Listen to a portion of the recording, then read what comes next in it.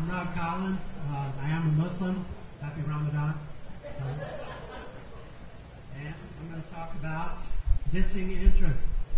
Islamic finance in Birmingham. I want to talk about two things tonight. I want to give you an introduction to Islamic finance, whatever that is, and talk about how and particularly why we might want to start an Islamic credit union in Birmingham.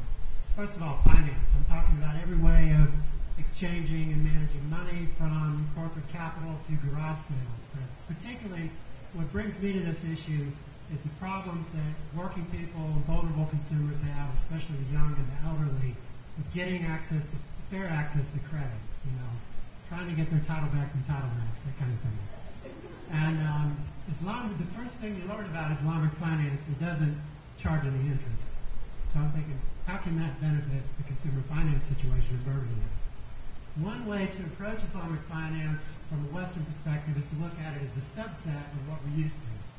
You can do a lot of things, sell for profit, earn commissions, defer payments, very familiar stuff.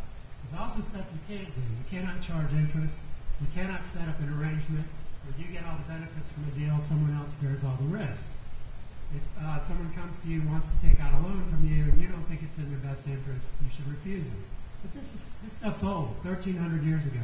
Why do we talk about it? In the 20th century, most of the world's Muslims were subjects of colonial empires. Islamic finance seemed to be superseded. We should just put this in the trash bin of history, right? And besides, it's Islamic. OMG. This is anti-modern. We don't have anything to learn from these people. I want to suggest to you that's not the case. And that actually the system that we're used to is even older. That I've run ahead some slides here. I hit spacebar again when I shouldn't have. Dissing interest, though, is also pre-Islamic, from the 6th century BC, roughly. Judaism, every major world religion, taught about the harm that can come from charging interest, using it as a way to put people in bondage. And Islamic finance has never been for Muslims only. Muslims have always lived with Christians, Jews, people of other faiths. And these rules are not to apply to the people of just one faith. These are some of the terms associated with Islamic finance, which I will not run down and try to define for you. Riba's the word for interest, so we knock it out. What I want to do instead is review for you how, in Islamic terms, I might make you a small loan. Say you want to... The thing about a small loan contract between you and me, it would not look like this.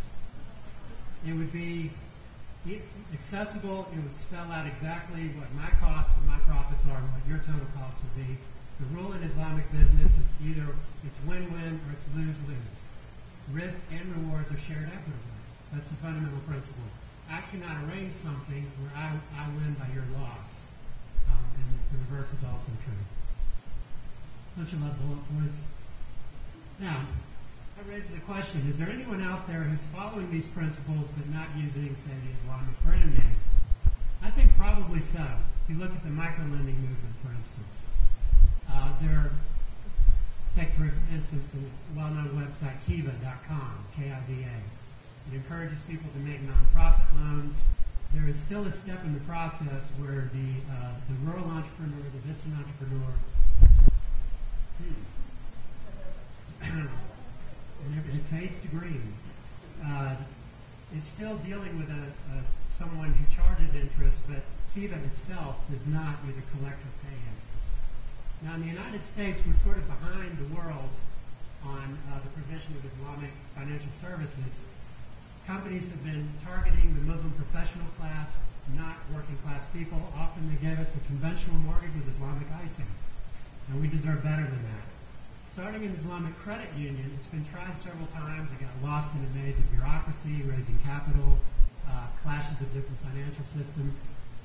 Finally, the first successful Islamic credit union started just last year in Minneapolis. We want to do the same thing in Birmingham. We have a timeline. We want to serve people who are unbanked. We want to give them no-interest loans, challenge the myth of the bad credit risk. Poor people are actually good credit risks. You're saying, this is Alabama. It'll never work here.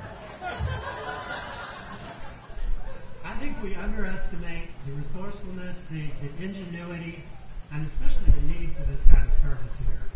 And I think we should just do it. Thank you.